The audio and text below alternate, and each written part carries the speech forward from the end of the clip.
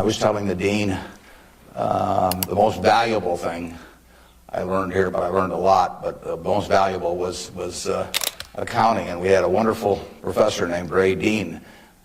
There may even be something named for him down here, isn't there? Yeah, he was, I'd been to the Wharton School, I went to Columbia Graduate School subsequently, and I took a lot of accounting courses, but by far the best instruction I received in accounting came from Ray Dean, and there's nothing more important. People ask me what they should take in business school,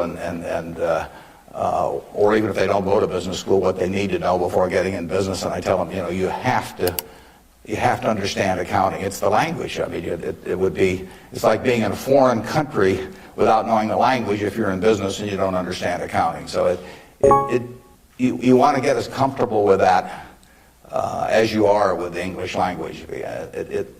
It's made me a lot of money because I listened to what Ray Dean had to say 53 or 4 years ago, and have been able to understand what I was seeing on pieces of paper, what that told me about businesses, and the limitations of what it told me about businesses. But that's the way we invest. Yesterday I was in Knoxville, Tennessee, and we bought a company.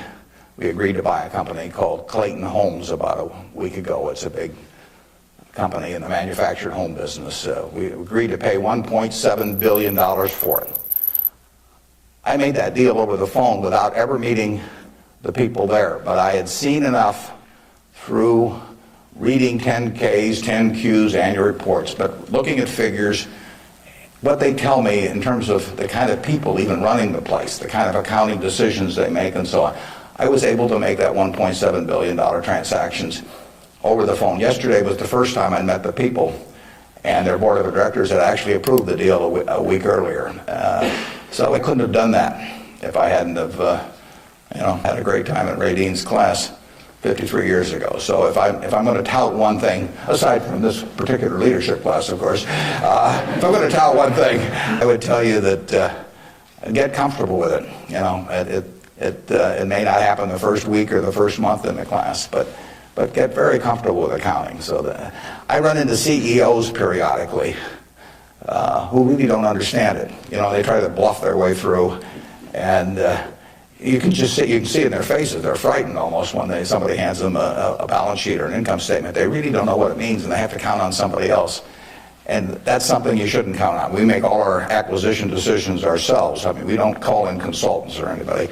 We don't call in investment bankers, much to their disgust.